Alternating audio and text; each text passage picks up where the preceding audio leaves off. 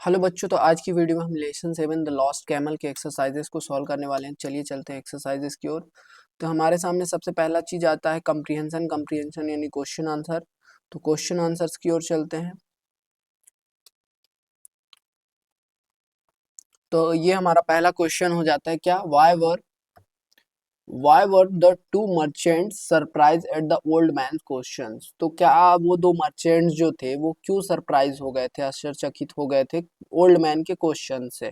ठीक है, इस इसका आंसर हो जाएगा the two merchants were surprised at the old man's question as they thought, क्योंकि उन्हें ऐसा लगता था हाउ ही कुड नो, कि ये कैसे जानता है, अबाउट देयर कैमल, उनके कैमल के बारे में, उनके ऊंट के बारे में, दैट इट वाज लेम, कि वो लंगड़ा है, ब्लाइंड इन द लेफ्ट आई, एक लेफ्ट आई से अंधा है, कैरिंग वीट, और उसके पास वीट है, ऑन वन साइड एक तरफ, and honey on Honey one the other side, और दूसरी तरफ हनी है यानी शहद है पीठ पर, इट्स बैक यानी पीठ पर।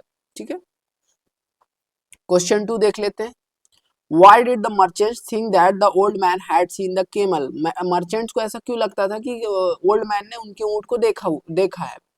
The merchants thought that the old man had seen the camel because he gave the real information to the merchants about their camel. क्योंकि उनको ऐसा इसलिए लगता था क्योंकि उसने ओल्ड मैन ने जो जो चीजें बताई वो एकदम रियल मैच होती थी उनके ऊंट के साथ, तो इसलिए उनको ऐसा लगता था कि इसने देखा होगा तभी ना ऐसी इंफॉर्मेशन बता रहा है ना। Next, third number, why did they take the old man to the खलीफा।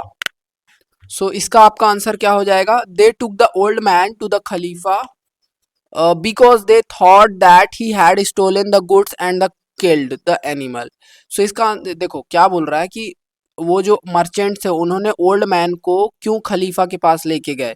तो इसका आंसर क्या होगा, they took the old man to the खलीफा, वो लेके गए खलीफा के पास, बिकॉज क्योंकि, दे थॉट क्योंकि उन्हें लगता था, दैट ही हैड स्टोलन कि उसने चुराया है, द गुड्स गुड्स यानी सामग्री, एंड किल्ड द एनिमल और उनके ऊंट को मार दिया है, ऐसा कहने लगता था मर्चेंट्स को। सो इसलिए वो ओल्ड मैन को कहाँ लेके गए, खलीफा के पास, है ना। खलीफा या यानी एक तरीके से आप राजा कह सकते हैं। ठीक है, how did the old man know that the camel was blind. Old man को कैसे पता था कि कैमल जो है अंधा है।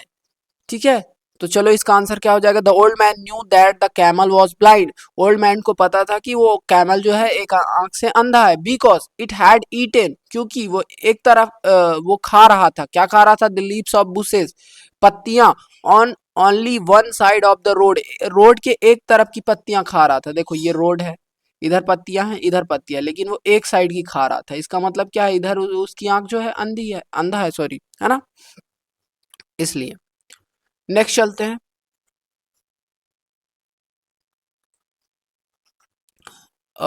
Fifth number, why were the bees flying on one side of the road.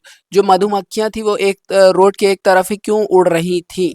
सो इसका आंसर हो जाएगा the camel was carrying honey on one side of its back, so the bees were attracted to it and were flying on one side of the road. मतलब क्या था कि जो ऊंट था, ऊंट ने क्या कर रखा था, कैरी कर रखा था हनी यानी शहद, on one side of its back, अपने पीठ के एक तरफ, सो the bees were attracted to it, और जो मधुमक्खियां थी उस पर अट्रैक्ट थी, उस पर आकर्षित थी, वर flying on one side of the road, इसलिए वो एक तरफ ही थी रोड के। ठीक है, नेक्स्ट, व्हाई डिड द खलीफा not punish the old man. यहाँ पे हिंदी भी लिखा हुआ है, आप हिंदी चाहें तो देख सकते हैं।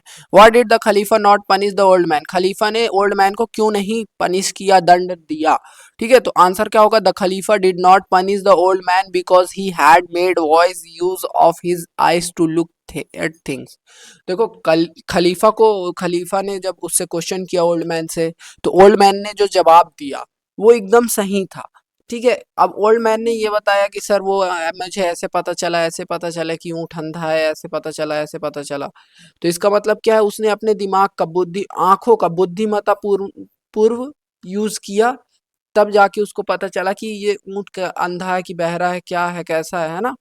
इसलिए इसका मतलब क्या है कि उसने ऊँट को नहीं चुराया, तो उसको क्यों पनिश करेंगे, उसको क्यों दंड देंगे। ना ही उसने ऊँट को देखा है, उसने तो बस अपनी आंखों का इस्तेमाल करके पता लगाया कि हाँ ये ऊंट ऐसा हो सकता है, ठीक है। तो इस तरीके से आपके क्वेश्चन आंसर यहाँ पे कंप्लीट होते हैं। नेक्स्ट चलते हैं ग्रामर सेक्शन में। तो यहाँ पे कंप्रीहेंशन का बी आ गया है, complete the following sentences using the correct option. तो चलिए भाई करेक्ट ऑप्शंस कर लेते हैं। The two merchants were looking, दो जो दुकानदार थे वो क्या देख रहे थे, अपना क्या ढूंढ रहे थे, फॉर देयर लॉस्ट कैमल, वो अपने ऊंट को ढूंढ रहे थे, ठीक है। The old man's answer were in the form of, जो ओल्ड मैन आंसर कर रहा था वो किस फॉर्म में था, क्वेश्चन के फॉर्म में, कि क्या वो ऊंट अंधा है, ऐसे क्वेश्चन के रूप में था, इसलिए यहाँ पे क्या हो जाएगा question. The old man asked whether the camel was late, old man ने क्या पूछा कि क्या ऊंट जो है लंगड़ा है। The merchants were angry because, merchants क्यों गुस्सा थे, क्योंकि उन्हें ऐसा लगता था कि old man had stolen the goods and killed the camel, कि उन्हें ऐसा लगता था कि ओल्ड मैन ने उनका जो है सामग्री चुरा लिया है और उनके ऊंट को मार दिया है, उनके एनिमल को, है ना। The old man new the camel was lame because, old man को कैसे पता कि वो कैमल लेम था, बिकॉज वो उनके फुटप्रिंट से पता चला। भाई एक फुटप्रिंट्स नहीं दिख रहा था उसको, अगर ये देखो चार पैर है तो चार पैरों के फुटप्रिंट्स होने चाहिए, लेकिन एक फुटप्रिंट नहीं था, इसलिए वो समझ गया कि ये तो लंगड़ा ही होगा, तीन पैर का तो कोई जानवर आता नहीं ना। द खलीफा said that the old man knew so much about the camel because he used his eyesight to look at things carefully, क्योंकि उसने अपनी आंखों का बहुत ही वाइजली यूज किया है, बहुत ही ध्यानपूर्वक इस्तेमाल किया है चीजों को ऑब्जर्व करने में, देखने में, समझने में, ठीक है। The merchants went to, merchants किसके पास लेके गए थे भाई, खलीफा के पास, है ना। द कैमल वॉज बोथ, लेम भी था, लंगड़ा भी था, और ब्लाइंड भी था, अंधा भी था। द खलीफा सेड टू द मर्चेंट, खलीफा ने मर्चेंट्स को क्या कहा, दुकानदारों को कहा, यूज योर आइज, अपनी आंखों का इस्तेमाल करो अपने ऊंट को पता लगाने के लिए, ऊंट का पता लगाने के लिए। 10वां number, the old man had, old man ने क्या किया था, कुछ नहीं, ऊंट को देखा ही नहीं था। Never seen the camel, old man had never seen the, उसने नहीं देखा था। फिर चलो भाई match the power, word power में आ चुके हैं। Match the words with their meanings without excitement, यानी बिना उत्साह के, यानी कामली, पहले का पहला ही होगा। अ टिनी इंसेक्ट, एक छोटा सा कीड़ा, क्या होगा, मधुमक्खी। A person who buys and sell, कोई चीज खरीदना और बेचने का काम दुकानदार का। डिसेबल्ड इन वन लेग, एक पैर से वो, एक पैर से अपाहिज, लेम।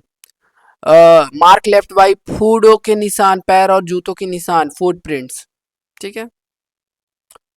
अब next fill in the blanks पे आ चुके हैं। Bhola was blanks for his ball searching, Bhola was searching for his ball, Bhola क्या कर रहा था, अपना बॉल ढूंढ रहा था। The truck was bags of onions carry, carrying, क्या होगा, ट्रक क्या कर रहा था, कैरी कर रहा था, क्या, बैग्स ऑफ ओनियंस, यानी प्याज की बोरियां। The teacher was angry, angry because, आपका यहाँ पे क्या होगा, एंग्री, एंग्री ये रहा, angry. Suraj did not do his homework, Suraj ने अपना होमवर्क नहीं किया, इसलिए टीचर गुस्सा था, ठीक है। No one could blanks the story told by Ramesh, Ramesh ने जो कहानी सुनाई कोई नहीं समझ पाया, अंडरस्टैंड होगा, क्या होगा, अंडरस्टैंड। फिर the police blanks when they saw the thief running away, police when the saw the thief running, हाँ ये यहाँ पे turned a blind eye, turned a blind eye, ये होगा ना आपका, यहाँ से यहाँ तक का। एक्चुअली क्या है ये, इसका मतलब क्या होता है, आपको किसी चीज को अनदेखा करना, ये एक ईडियम है, ठीक है, एक ये ईडियम है, ठीक है ना, ईडियम है। ईडियम मतलब मुहावरे। The camel is known as, the camel is known as, camel और किस नाम से जाना जाता है, ship of the desert, ship of the, रेगिस्तान का जहाज के नाम से भी जाना जाता है, ठीक है। Ramesh had not done his,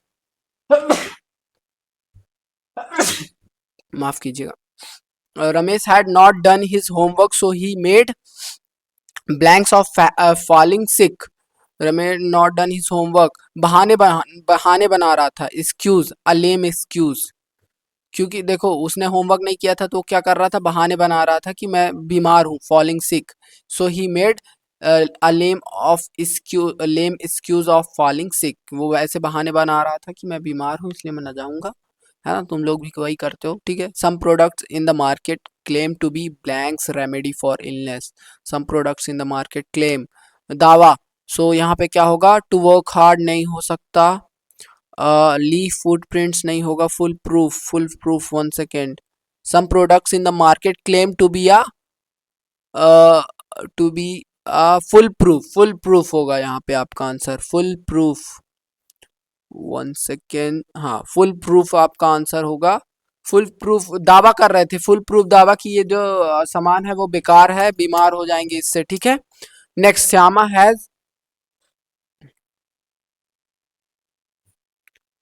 has blanks to secure good marks. Shyama का क्या होगा, वर्क हार्ड, भाई कड़ी मेहनत के तभी ना जाके अच्छे मार्क्स मिले उसे। आप लोग भी करो, आप लोगों को भी मिलेगा। If you blanks on the sand at a beach, इसका क्या हो जाएगा, बचा क्या है, अब एक ही तो चीज बची है भाई, सैंड के ऊपर फुटप्रिंट्स ही बचेंगे ना। सो ये 10। इस तरीके से आपका फिल इन द ब्लैंक्स हो गया। अब ग्रामर इन यूज में आ चुके हैं।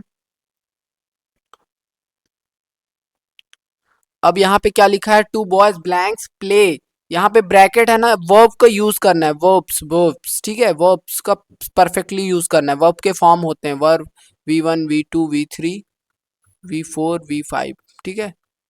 कौन कौन से होते हैं, जैसे गो, वेंट, गॉन, गोइंग, गोज, ये सारे वर्ब के फॉर्म होते हैं, ठीक है। यहाँ पे क्या होगा, the two was were playing होगा, वर प्लेइंग। दो बच्चे क्या कर रहे थे, खेल रहे थे, were playing.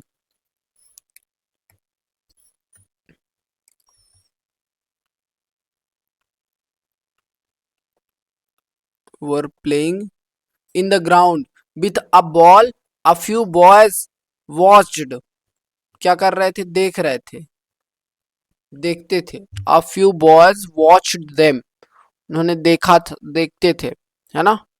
A few boys watched them. फिर क्या होगा, all of them were enjoying, सभी क्या कर रहे थे, मजे कर रहे थे, वर इंजॉइंग।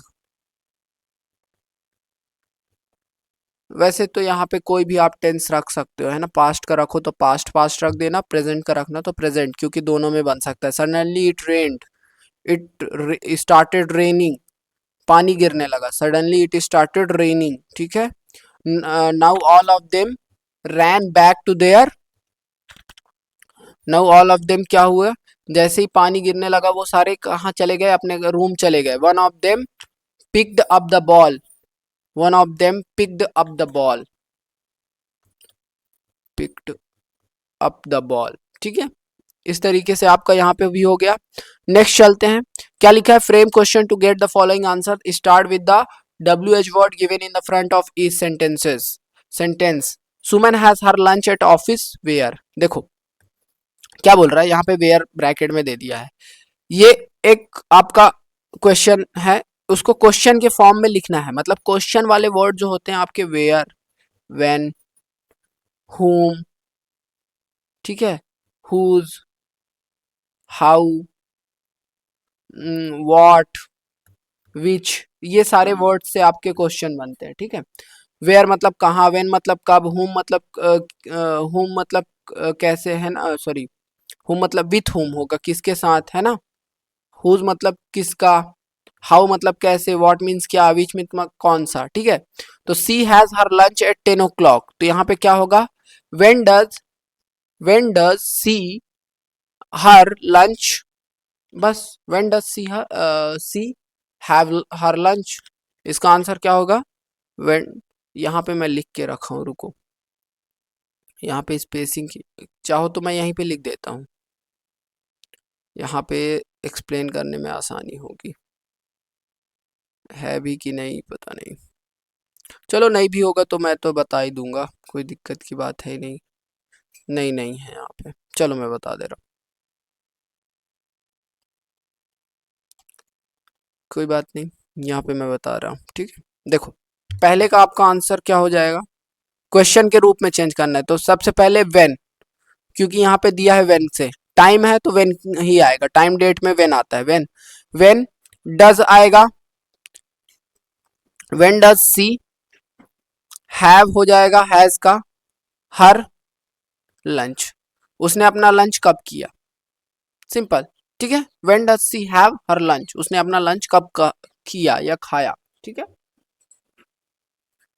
अब नेक्स्ट चलते हैं, she has chapatis and vegetable for lunch, what does she have for lunch, उसके पास लंच में क्या क्या है, ठीक है। आपका होगा what does she have for lunch, ठीक है। तीसरा नंबर का आंसर लिख लो, she had dinner at her friends home last night, where does she had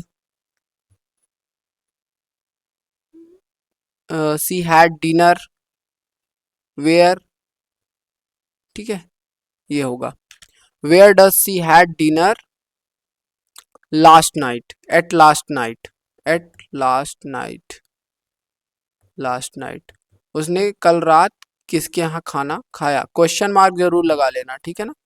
ये आपके बनेंगे, ठीक है। नेक्स्ट चले, let's talk, so where did you go, आप कहाँ गए थे, आई वेंट टू पचमढ़ी, मैं पचमढ़ी गया था, what's weather like to at Pachmarhi, Pachmarhi में क्या वेदर था, है ना, इट्स रियली फाइन, बहुत ही अच्छा था। सो ये आपको आपस में बात करना है, ठीक है।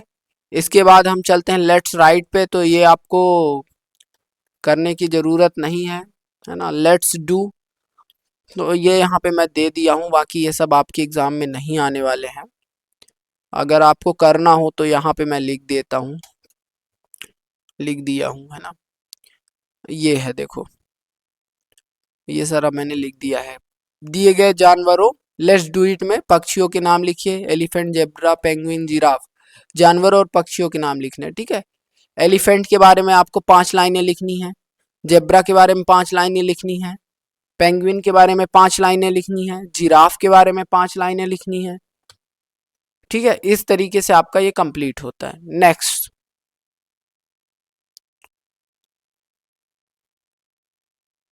नेक्स्ट अब आ जाते हैं यहाँ पे, वीडियो पॉज करके देख लीजिए, हो गया आपका कंप्लीट हो चुका है ना। ये आपके लिए एक है, तो इसके लिए तो मैं अनसीन पैसेज का अलग ही बनाऊंगा, तो अभी इसको यहाँ पे ड्रॉप करते हैं।